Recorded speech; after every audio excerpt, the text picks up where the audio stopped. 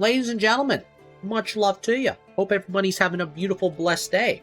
Your boy Papatello here in the flesh, about to shoot you a brand new World of Warcraft video. Always bringing all that good news and knowledge and all that good stuff from above. Much love, of course. The editor's locked in. The editor even got me a little Salem shot cup from Salem, Massachusetts. For any of my spooky Salem people in the comments below, or if you're from Boston in general, much love to you. I'll use a Sam Adams, get a couple, a little shot action, settle down, don't get packed up in YouTube. I said what I said, family friendly in Minecraft as usual. However, though, there's a lot of things we have to discuss. Of course, the guilty pleasure of the product placement of the Poland Spring. We'll leave that right there for you. I must say, my time in retail, my thoughts so far, because that's what I was kind of titling this video. I guess it's my thoughts and experience so far with the War Within. And so far of doing my first official normal raid and going through each boss that, the War Within has to offer, I must say, overall, I have had a blast of learning this stuff and actually, feeling like this was a bit of a challenge, really different from, obviously classic World of Warcraft. I'm so used to, making the slightest adjustment of a little movement in classic WoW, where, the challenge is very minuscule. But when it comes to, retail, this is definitely, you better lock it in. Otherwise, you're going to get packed up and someone's going to call you a shitter in the raid. So don't call me a shitter. I'm trying my best. However, though, yeah, I must say, I have a lot of footage I'm going to show you guys here today of just, going through each boss. And, I think the first boss here in the raid right here, Ulgrax the Devourer, I was really surprised with this guy. I was like, I thought something crazy was going to happen with him. I thought he was going to be, a tough challenge because, obviously this is my first official retail raid. And it really wasn't too hard. He was really just a traditional tank and spank kind of boss. Just spank him up, tank him up. You really just got to watch out for minuscule mechanics that he has to offer in the fight. Really just make sure that you feed him at the right moments when you get to that point of the fight. And make sure you switch priority also to ads. Then he does like this massive football tackle in like waves where like he basically opens up these big portals and you just gotta like dodge him pretty much. Just get out the way. Don't get Lawrence Taylor and get hit from the blind side. Just watch out and you won't get packed up. And honestly, I must say, as a Paladin player, this was great for me because, I popped a lot of defensives. Obviously, I'm popping my freedoms. I'm basically staying out of the way most of the time out of any of these mechanics. And really, you just kill the boss. That fight overall was just very single target, focus. Don't worry too much about all the mechanics. They're not that stressful. They're not that hard to really, pay too much mind to. It's very straightforward, at least in normal mode, right? So I enjoyed the fight for the most part. Onto Bloodbound Horror, though, this is where I felt like the raid was now saying, okay, you got a taste of the first boss, now understand the second boss. This is where communication is truly key. We need you to start communicating more with your raid team. Because Bloodbound, in the crew that at least we ran in our run, we had two separate groups where basically the tank would call out when he had to taunt the boss. So the wave mechanic, basically the frontal cone, would send him to like the Shadow Realm, kind of like in SOD when you get sent down in, in BFD with Kelris. And you have to basically like kill these ads and make sure you kill them quickly. And then you basically come out of like, this like Shadow Realm, so to say. And then the other group would have to then take the frontal cone blast and they get sent under. So it's basically a flip-flop of getting sent under. And then people get like a bunch of tentacles around them where like you got to avoid the tentacles and make sure that you don't get, rocked and kill your whole team. For the most part, some people would just go behind. What we would do is like have the front crew in the front, and then anybody who got the tentacles, just go behind them and create a path, and then just try to play footsies and do your best to stay alive, or just run all the way in the back if you want to really play it safe. But it's really up to you if you want to just keep doing damage and stuff of that nature. Obviously, whatever you want to do for your raid that's more beneficial for you, completely up to you. Don't risk it for your raid getting wiped, right? And then there was like a mechanic where like he'll wipe the room and you got to get out of his AoE. You just run to the edges of the room and then come back in. In Heroic, it is a little bit more different. He has a beam, but because we've done like 2 or 3 bosses on Heroic after we completed all the normal raid. And I think like we actually, no, we only got to him. I lied about that. We didn't get the 3 bosses. We got to him. We could have finished him, but we didn't, have enough people with the right gear. But overall, it was a fun boss, even on normal, and I can't wait to finish this raid on Heroic this week. But besides that, the next boss, Sikran, Sikran wasn't really, for me, at least from the Paladin perspective, I felt like I just really just had to dodge his ninjutsu multi-attack shit that basically Sikran did. And if as long as I just avoided that, move away from the raid, basically when the time was requested of me of moving away, then come back in and just keep damaging the boss, I felt like I was pretty chill. Like, as long as you weren't in the lines of Sikran's pathing when she was doing her moveset, you were completely chill with this boss. I feel like this boss and Ulgrax of the Devourer are really easy. Like, I feel like it's just a straight up tank and spank, don't worry too much about the mechanics, and just, you know, kill the boss. Like, the mechanics obviously are, you know, there, but they're not something that's like overwhelmingly like challenging your mind and you're like, holy shit, like this is genuinely hard, you know what I mean? At least on normal mode, right? Maybe on heroic this will get harder, in mythic, of course, I know things will get harder as we go, but I really enjoyed the fight overall. It was very straightforward and it didn't really bother me too much. As far as the next boss, Rasha'nan, I don't even know how you say that name, okay? Rasha'nan.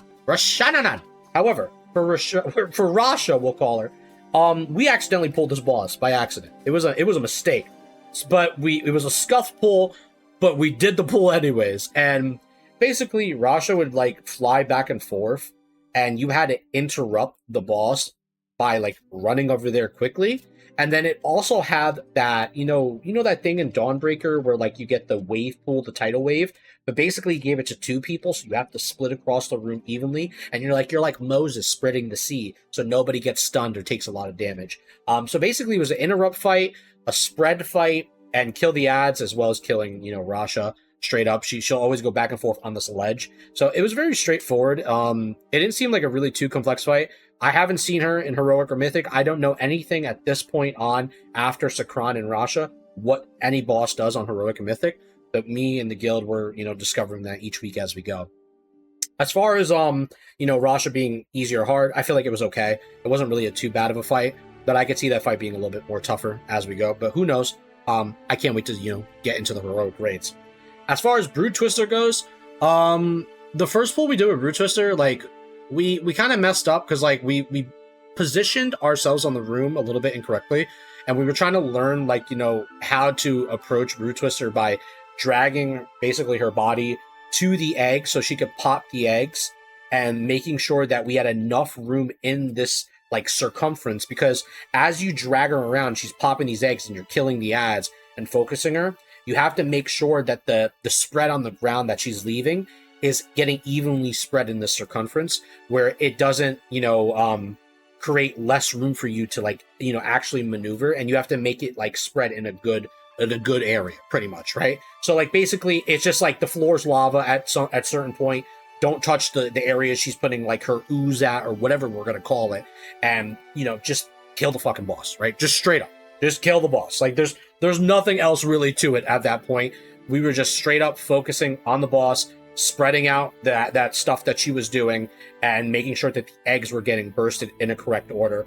I have no idea how she's going to be on higher difficulties, but I'm looking forward to even trying this boss out. I thought she was pretty cool looking, honestly. I think a lot of people in the raid are even saying she kind of looks like a Dark Souls boss, so let me know your thoughts in the comments below about Broodtwister. Did you like this boss or not? I thought she was pretty okay. As far as Nexus-Princess Ky'veza, if that's how you say the name correctly. I think the last boss was Ovinax, but we ain't pronouncing all that correctly. But we'll just say Nexus-Princess. By the way, I think this is my favorite boss in the entire raid. Probably the coolest looking boss, and what the boss does. Like, overall, this boss is straight up out of Naruto, okay? It is doing ninjutsus and flying all across the screen. It's fast as hell. And you got to watch out for the lines of attacks that it will set your raid up to do, because you will fail. And then it levitates in the air for a second, doing big damage, and it's spreading to the raid. You really just got to outmaneuver a lot of stuff. This fight in particular is a dance fight. Just move as fast as you can and stay moving, and make sure you focus everything on the boss. Everybody's topped off on the healer end with the tanks, and you're good to go. But it's a fun fight. I really like this fight a lot. It can get a little confusing. There is some little cheeky mechanics in there that could wipe you. But overall, though, I really enjoyed this fight. It also has like these spots on the floor with these diamonds that you have to get everybody set up on correctly. So you really have to pay attention to the pattern on the floor and call out the people in your group that are going to stand in these areas with the diamonds that you have set on the ground. Because I think she does like these portals or something like that. Like I said, I was paying attention as best as I can to make sure that I was staying alive and trying to stay locked in. This ain't a complete guide on how to do this raid. This is just my experience so far from the raid. I obviously have much to learn, but overall, though, I am really happy with the progress of doing, this, raid in general. As far as the Silken Court goes, now this is where I think a lot of Week 1 people got stuck on, especially ourselves. We got stuck on Silken Court because we were having a big confusion on who was holding up the webs, who was basically, calling out the debuffs, who was going to basically follow the lead of the tanks in the phase where, basically the spin winner or whatever she's called, the spider lady of this area. You know what I'm talking about. The spider queen, whatever. This lady right here, basically, she would have these webs go on the ground and you just had to avoid them. And they would blow up during her like intermission phase and going into the next phase where she shoots out the webs and then, she does the debuffs. That was the part that I think was wiping a lot of people. And then, calling those debuffs, getting those people to go to the middle, ask for the dispel or cleanse or whatever. And then basically come back to focus on the, the bosses and cleave them down and then, kill the, both bosses in the Silken Court. And then also I feel like what was wiping people was on Noob, where, people, they didn't get the webs correctly, and they didn't, maybe somebody's web broke if they went too far, and they didn't stun the boss fast enough. Kind of like setting up a good old slingshot in Star Wars, where Luke is wrapping himself around, the giant, what is that, the AT-AT or the AT-ST? My Star Wars knowledge can be a little off, and he's just, he's tripping them. You're basically setting up the tripwire, shake and bake, engaged, all right? So settle down.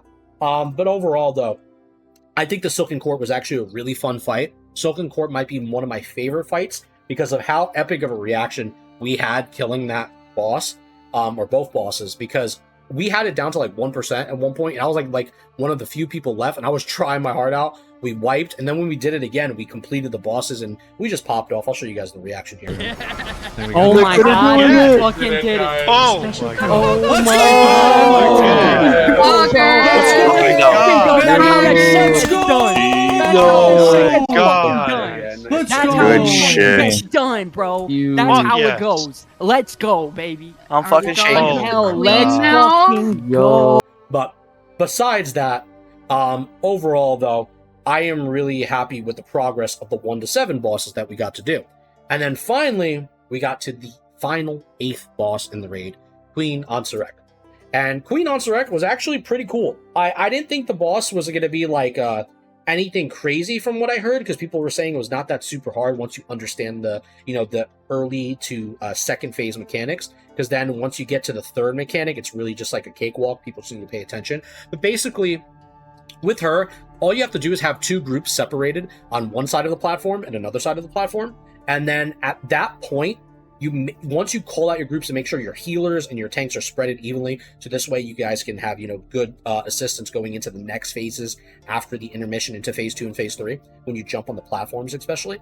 It's a big, just make sure you stand in the circle of poison with the dot, don't touch the dot, let somebody else, like, once that thing happens, it triggers off. You move the bomb or poison away from the raid, and then you get to the part where he gets to his intermission, where basically you just start, DPS going down. He's going to try to string everybody in, run away, and then avoid the little tidal, poison pools that will come, and you just keep moving. You just keep moving, keep damaging, and then eventually get out of his intermission phase, or her intermission phase.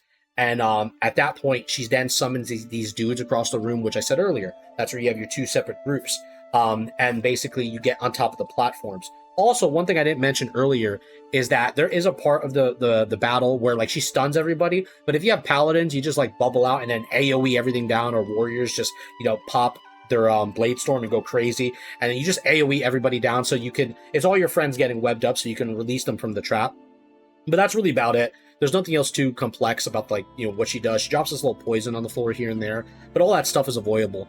But going into that second phase, though, like I was saying, going onto the platforms, at that point, like, you're just, like, making sure you're kicking and killing the ads, and when the webs sling onto you, you got to go to the edge of the platform, not to the close part of the platform where the main part is, because they'll pull you down and kill you.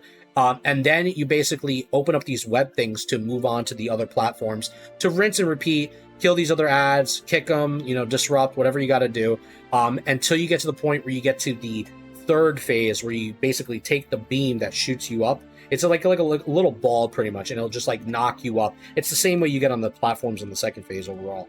And then when you're on that phase with her, it's really not too hard at that point. It really just seemed like a DPS take. I basically died in the second phase. So let me put some pressure on myself, because I got packed up because I wasn't paying attention. But it's just a DPS check is what I'm trying to say. Sorry for stuttering before. But yeah, you just basically just nuke her down. Make sure the portals are evenly, like, distributed, because two people will get portals. You want one on the outer rim, you want one on the closer rim, and then when this, like, wave of destruction comes in, so to say, you take the portal closer that's inside, and it'll teleport you to the back end to avoid the wave completely, so you don't get one-shotted. At that point, you just focus ads. You got to make sure you're killing ads when they come out, and then once the ads are down, and then there's, like, this one other spider web damaging effect that does happen. It can be healed, though, or you pop defensives, but besides that, it's just focusing the boss and killing the boss. I'm sure the boss on harder difficulties will have, quite of a tougher challenge to get to that point. But overall, though, I will say, man, was that raid really fun. I had a blast. I never thought I would have that much fun in a raid for retail. And you guys know me, like, I am straight up, I'm a classic player. I like playing, my classic raids, and I'm looking forward to even, BWL and stuff like that in Season of Discovery. Don't get me wrong, but this is something that was completely new to me, and I found fascinating. Honestly, I really enjoyed it, and I'm gonna keep pushing myself each week. And also, I can even show you guys a screenshot here. Your boy is doing pretty damn good. Like I said, I died on the last boss. I got packed up, so the last parse doesn't count. I'm not a super parse Andy, right? Maybe back in the day I was, in phase 2, phase 3 when I was popping off, but I slowed down since then. I was a little rusty. But people were doing logs, so, they representing for the boy. And your boy got a couple high 90s, couple 90, a 99, and a couple high 90s. I'm trying to represent for the Paladins out here. I know I could be doing better. This ain't shit, all right? But you best believe I'm turning on the ignition this week, and your boy's pumping. Your boy's going to try his best. However, much love to you. However, though, as far as, like, talking about Paladins as well, and, this is something I've been waiting to talk about, because I'm, trying to do some studying and, like, obviously get up with my knowledge and stuff like that, and obviously learn more, because there's a lot of learning when it comes to this game. And right now, obviously with the effects as it came in today, they did hit Retribution Paladin with the Herald of the Sun with the 15% damage reduction nerf to the Dawnlight damage. Now, I'm not gonna lie to you, between me and you guys, Dawnlight hero talent is smacking, right? And I think we can understand this, because a lot of the top classes right now, on Blizzard's eye, when it comes to retail, they're really paying attention to them, especially, with Mythics coming out this week, or technically today, right? And Mythic rating, that they want to make sure that classes are aligned perfectly and no classes feel too overpowered. But I will say right now, Dawnlight is one of the most strongest hero talents in the game, in my opinion. And with the 15% damage reduction, it is noticeable. I do see it, definitely a little bit for sure, when it comes to, Mythic dungeons right now, doing my keystones. But I'll still say, I'm not going to lie to you, I'm still banging out 2-3 million damage in AoE cleave pulls. I'm smacking still. And Herald of the Sun is pretty badass. I dig how much self-sustain I have, especially even in PvP. I was doing arenas and I was hitting, I think I hit 1600 rating last week, and I'm going to try to, excel myself even higher, because I want to, like, hit the 2000s and maybe even higher than that, and keep pushing myself each week, even in PvP. Whole nother animal over there, but I will say Herald of the Sun for PvP has been pretty damn fun. And I like how much, self-sustain that the class has. I feel very bulky, but at the same time, there is classes that can burst me. Don't get me wrong. In PvP, if I get, fucked up by a Frost Mage or a Fury Warriors on my ass, it's a fight. Let's not kid ourselves. But overall, though, I will say Herald of the Sun is definitely fun. I would like to see a little bit more support for Templar, to see Templar specs start shining, because I feel like Templar is only really good in Delves, and, the amount of, like, quick burst damage from, like, Imperial Hammers that you're doing with the stacking of the Divine Arbiters. It's really cool in Delves, but it's not shining anywhere else. And I feel like Templar's taking a really strong backseat into comparison of where Herald of the Sun is. I would like to see Templar rise up, because when I was going to get into retail, I thought Templar was the spec was I was going to play. I didn't expect I was going to play Herald of the Sun until I learned it and watched a lot of videos from other people. And it's really fun overall, though. But I would like to see that, you know, hero talent shine a little bit more. But besides that, though, I will say in raids, the Paladin felt good. In dungeons, in mythics right now, even today with doing, you know, keystones and stuff like that, it feels really good still. I offer like still a lot of utility. I feel pretty damn strong and offer pretty good bursts as well. And overall, I'm looking to the future of see what they also have to do as far as improving the quality of the Paladin class in terms of retribution with Templar spec, and see if it's more viable in PvP or PvE, if there's ever going to be a time where it might even become better than Herald of the Sun. I'm looking forward to the future of that. And, you know, getting my hands involved with, you know, playing more Templar spec rather than only just playing Herald of the Sun. Because I was playing Templar a lot within Delves early on when I was leveling a lot with the Paladin. And I really enjoyed Templar for what it was. But besides that, though, as far as, like, any other news that we have to discuss, one thing I actually did want to go over with you guys real quick, and I saw something that was really interesting that I wanted to show you. And I'll show you it here on the screen. Right now, if you guys are, like, missing haste from your groups, by the way, I highly recommend doing this before Blizzard changes this, which most likely they're going to change it, because while I had already put the article up, people are commenting that, you know, Blizzard might change this already. You know how people are. Once, like, news comes out about something that people are keeping hush-hush, everyone's going to think that Blizzard's going to nerf it. And they might be right. Who knows? But right now, the Dragonflight drums and invisibility potions are so much more cheaper and give you the same effect than the War Within versions. Now, I don't know if they're going to change this. Maybe what they will do is increase the amount of haste or invisibility per second you get with the War Within variants compared to the Dragonflight variants. But right now, they are the same exact effect. There's really no difference. You might as well buy the Feral High drums in comparison to the Thunderous drums. And you also might buy the potion of the Hush Zephyr in comparison to the Drought of the Silent Foothills. Or Footfalls, excuse me. And overall, though, I personally don't think it is worth spending all that money on the, you know, current version rather than just spending way less gold than on the original versions at the moment. But that's my recommendation. You guys do with that information as you will, and obviously we will go from there.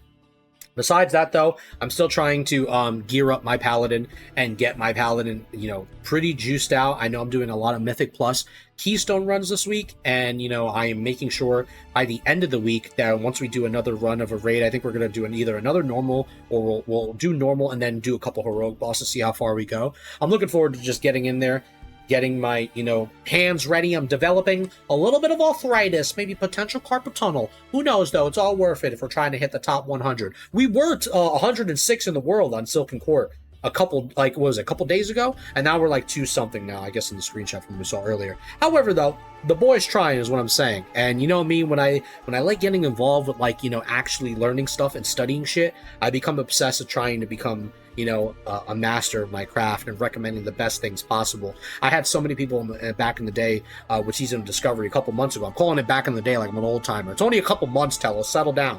But overall, though, I had so many people come to my videos and to say, Tello, thank you for, like, you know, helping me out with your assistance. You know, I pushed this high up in the numbers. I'm really doing really good right now. I'm improving myself as a player. Just know, guys, no matter how I feel about how the parsing nature is, you know, obviously within Season Discovery, I know you guys have seen my videos, you've probably even seen podcasts, right? Where, you know, I mentioned how, like, parsing, I feel like it's a good thing, but it's also, like, you know, a bad thing. A lot of people feel up and down about it. So I have my mixed opinions on it, right? I'm not a perfect human. And there's times where I make mistakes, but I will admit that, you know, when it comes to parsing, it is a way for players to improve upon themselves if they want to really dive deeper into their class, to learn their class at a perfect point of actually executing things perfectly with their raid team. So it's no hate to the people who parse. Much love to you. At the same time, if you don't even want to parse, but you still want to learn your class and still learn stuff, by default, you doing that is going to make you a better player. And that might even lead you to a better parse no matter what, even without you realizing it or not. Even if you don't care about the parsing culture, it's still going to make you a better player. However, though, that's basically what I got to say for today. Much love to you guys, and I hope you enjoyed the video. Fully locked in as usual. and keep on keeping on, all that good stuff. I haven't even took a sip of my Poland Spring yet. 1 second. Oh, yes. Blessed by the gods indeed. The boy is currently at a 607 item level rating. Very nice. I'll take 18 more, coach. However, though, catch you on the next one, amigos. See you then.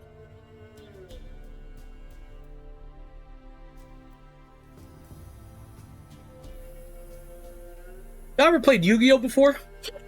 Take a look at that. I bet you didn't know your boy had a Yu-Gi-Oh card. A Yu-Gi-Oh card. That's me. Yeah, it's a little blurry, but that's me right there. Your boy got a Yu-Gi-Oh card. So next time you come up here and you start talking your smack, just remember Jay Tello's got the trap card. You will get packed up. I said what I said.